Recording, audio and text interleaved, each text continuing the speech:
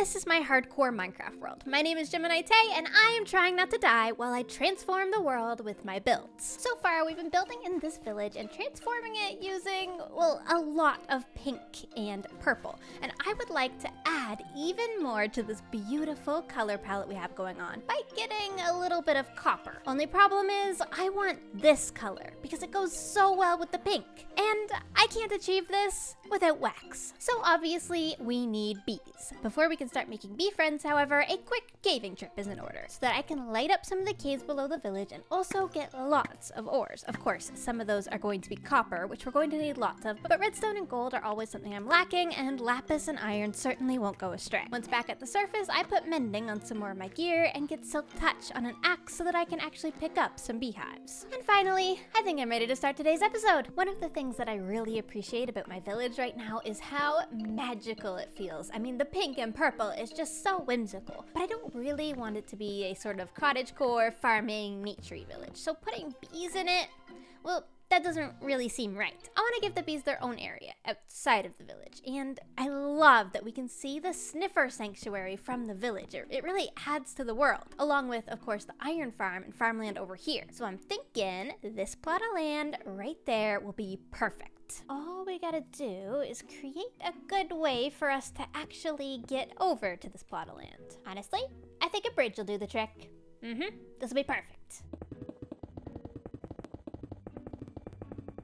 Oh, I love a good bridge. This will be perfect. Look at the view of the village that we get on it. Okay, we gotta do some clearing up of the general area, but I think this has actually got a lot of promise. I think the bees will love it here. Oh, and there actually is a bee. This is so exciting. Let's follow it to its home. Oh, excuse me, pig. Look, oh, how adorable. Yep. Meadow biomes like this are absolutely perfect. I have to find the actual beehives. Here we go, here's a hive. And they're going home? Perfect. Thank you very much. Total bee location. Wait, that means this nest has 3 bees in it. That is a fantastic start, if I do say so myself. Now that the bees have been acquired, all I really need to do is build them a little home to stay safe in. And this is where my builder brain got a little out of hand. I built the bees a tiny place to live in while I was setting up. I would breed them in there and get even more bees. And then I began terraforming the surrounding area so that I could make like a whole bee-themed area. I mean, if I'm gonna have a bridge to it, it may as well look good. And I have the time since I have to breed the bees. All right, listen, it may not look that good yet, but I could see a lot of promising things happening over here. And one of those is that I have been breeding up our bees. Look, it's a baby bee. They're so adorable. I've got these 3 hives working in full force in here. And, well, I think I'm ready to make a honeycomb farm. In order to make a farm, though, I'm going to need a bunch of materials. So we've got to go across my little bridge here. I should probably make the bridge wider. Hello, Herbert. And let's go ahead and just grab a few of our supplies. Okay, redstone dust is a must, but I also need gold for potentially powered rails, although maybe I already have some somewhere. More redstone dust. Brilliant. Oh, and cobblestone for sure. And we also need quartz, which I only have 1 of. That's okay. While my gold smelts, I'll head into the nether, hello, and go and grab some more quartz. There, that was easy enough. Don't mind me, yeah. Oh, it dropped a tear! I love when that happens. We needed the quartz for observers, of course. And then we need some bows from our skeleton farm. I'm so glad I made this rail system. These will be used to make the dispensers. All right, this should do it for all of the redstone components. It's a pretty simple farm. But now I want to pick out a bunch of things to actually build out of because I want to make the bees a beautiful greenhouse, of course. A greenhouse is going to require a bunch of glass. So I think I'm going to go a little bit further out and see if I can find a beach to take from. I don't want to take too much from around here. It'll make it ugly. Hold on. Hold on. Hello? You're so far from home. Oh, villagers. I'm sure it'll be fine. Nah, fishermen are smart. They'll figure it out. Not to get too distracted, but I wonder if our sniffers have any flowers for us. Here we go. These will look great around the bees. Oh dear. Okay, no thank you, Minecraft. Oh, there we go. That looks promising. That's a good beach I could take from.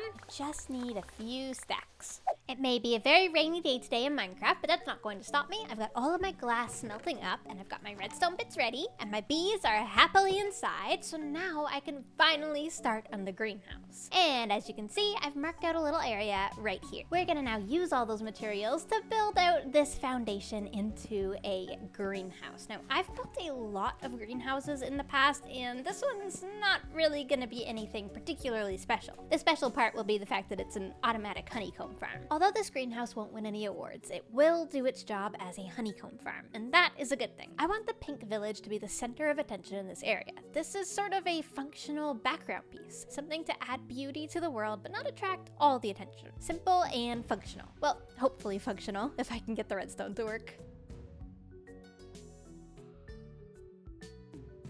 This should work. I'm gonna move the bees in now. I'm gonna let them be free. It's kind of an experiment of sorts. Normally you like glass this all over so that they can only get to these flowers, but I'm gonna keep breeding them up, and so I'm gonna let them be free in the greenhouse, I think.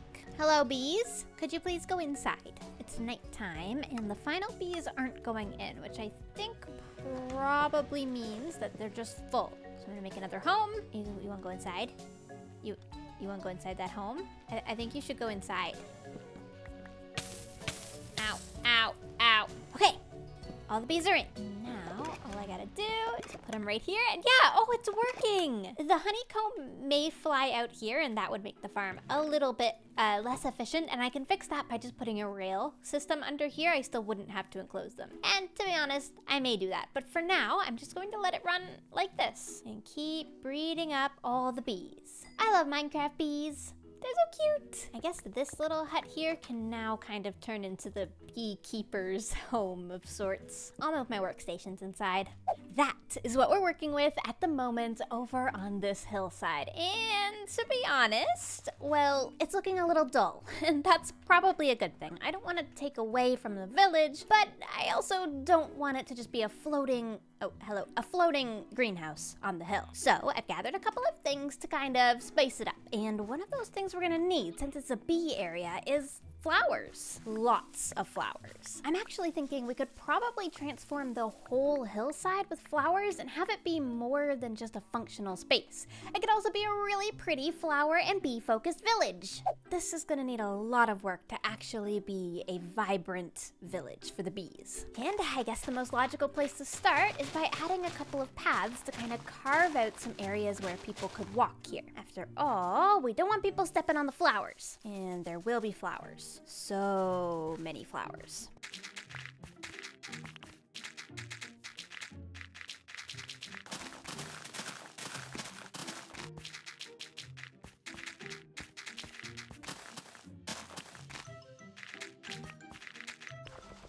All right, path is in, and looking at this, I think we're going to need a few more structures. I'm thinking a couple of more small houses like this, so it looks like people live and work over here, and maybe a windmill somewhere up on the hill, like right there.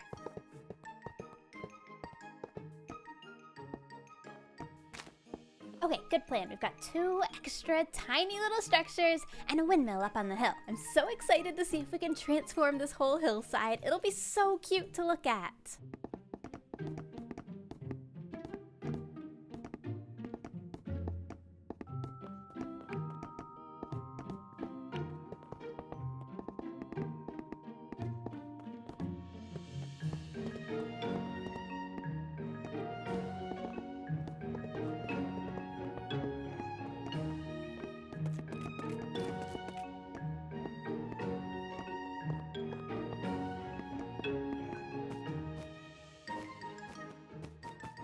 When I'm building these things up close, I'm never quite sure if they're gonna look really silly or not. But honestly, although this is extremely under-detailed, that is actually not a bad view from here. I don't hate it. It needs a lot more work, but I don't hate it. And that's a start.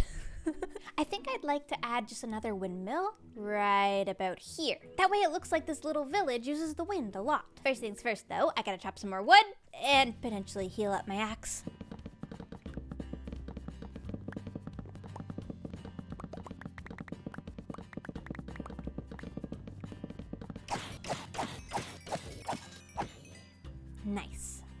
a break to restock my materials and reassess the project, I was hit with a sort of second wind. This all started as a place to get some honeycomb, but now looking across the shore, it's a little village with its own story and its own lore. I wanted to add a lot more details to make it really stand out, starting with the second windmill. Whoever lives here is going to be generating a lot of power using the wind that comes in through this valley. I also wanted to add more huts around the windmills to really sell that lived-in look. I feel like I was able to achieve this with a bunch of fairly tiny huts. And what's really going to pull this together, however, is the details that we add to the surrounding terrain.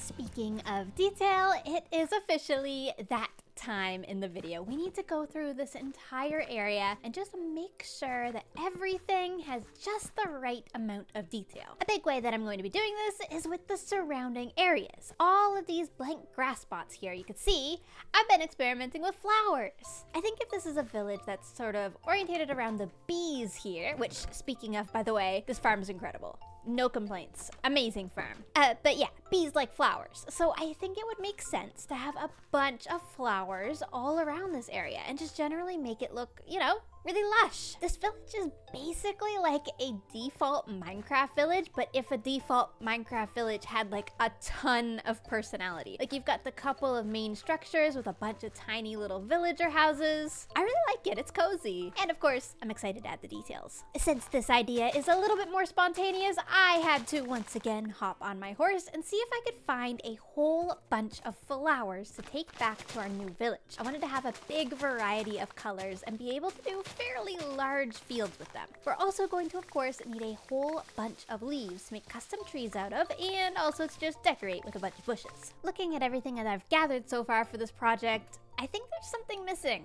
I haven't gotten anything from a lush cave yet. Luckily, I know that there's some lush caves just over here because I've seen the trees before while I was walking through. Thankfully, I already have moss because I spent so much time looking through those sunken ships in the first episode. Ooh, some berries. That'll actually look nice around the bees. Here we are. This is exactly what I was looking for. Little spooky, but I got one. Look at that. And thankfully, the glowberries are easy. Okay, that should do it. I don't want to push my luck. All right, the supplies are collected, which means the next order of business is to officially build as much as I can and do a ton of details. And I think I'm actually going to start with a little bit of lighting. It's meant to be like a peaceful, flowery village.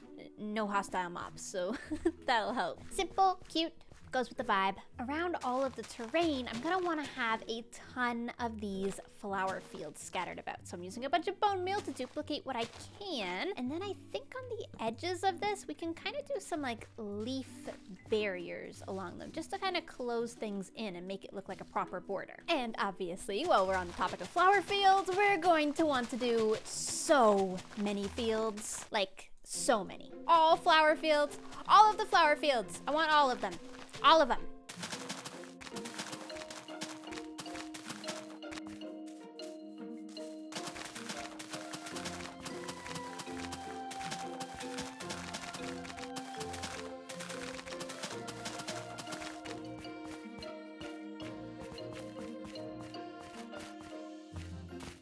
Okay, but this might be the cutest, most flowery village I have ever created. I am absolutely in love with it. There's just one more thing that it desperately needs. A custom tree, of course. And I've got a ton of cherry leaves, so I think I'm going to go ahead and add some cherry trees over here. Only problem is, I only have 21 spruce wood. And I'm probably going to go have to chop some more wood. I'm chopping a lot of wood this episode, it seems. That's okay though, because it means I get to see the village over here once again. Oh my goodness. Oh, the flowers are everything with the windmills and the greenhouse. Oh my gosh. That is one of my favorite things I've ever built. I have to stop saying that. I've said that about every build in this world, but this really is one of the best Minecraft survival worlds I've ever done. And we're only on episode 9. Oh my gosh. That is glorious. Okay, anyways, focus. We need some wood.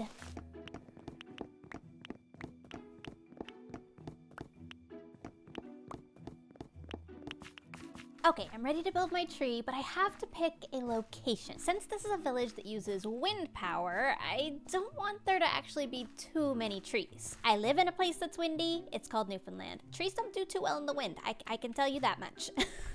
If there's a lot of wind, we don't want a lot of trees. So I'm thinking maybe just one bigger one right over here would probably do the trick. And maybe we can build up some smaller ones in some other areas eventually. For these kind of mid-sized or smaller trees, I really want to add a lot of branches so that we can get some really fluffy leaves going. I actually think for a tree on the smaller side, this is probably good for the branches. So now we just need a bunch of leaves all spaced out. Seriously, the air is important. People always ask me how to make these trees, and honestly, the biggest problem I see is that people are just going too hard with the leaves. You gotta add less leaves. Less leaves, but very purposeful leaves. Oh, I like it so far. See how you can see the branches through it? That's kind of what I'm meaning with the air, but I think this kind of works. Maybe a couple more leaves right around here, or just one more branch would help. Just want the tree to feel organic, but also well-rounded, you know? One thing that I really like about trees is that they don't grow perfectly in real life, so you can take some of the pressure off of yourself. If it looks a little wonky, maybe it just grew that way. That's okay. It's nature's fault. It's not your fault. Cute. Oh, I love what the petals add. Maybe just one more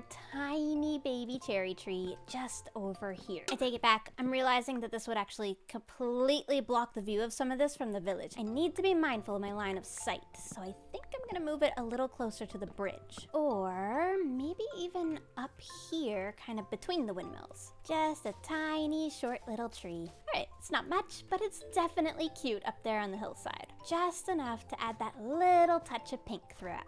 After finishing off the trees, I decided there was one thing that I was definitely missing. Bees. I mean, we already have some, I know, in the greenhouse, but I figured we could use some more actually fluttering around the village itself. So I went off to a nearby cherry biome to see if I could find a couple of bees to take with me. Here we go. I think one set of bees could probably live right here, and the other family can live in this tree here. Beautiful. Oh, I am so in love with how this whole area came together. It's just perfect. It's exactly what I envisioned. It's even better that this actually does have a function, and we are generating so much honeycomb. Everything here is definitely expandable. I could add a proper honey farm somewhere, or increase my honeycomb production, or even just add a flower farm or something. That'd be fun too. For now though, I can't help but feel like I may have forgotten something. Did I get carried away with building?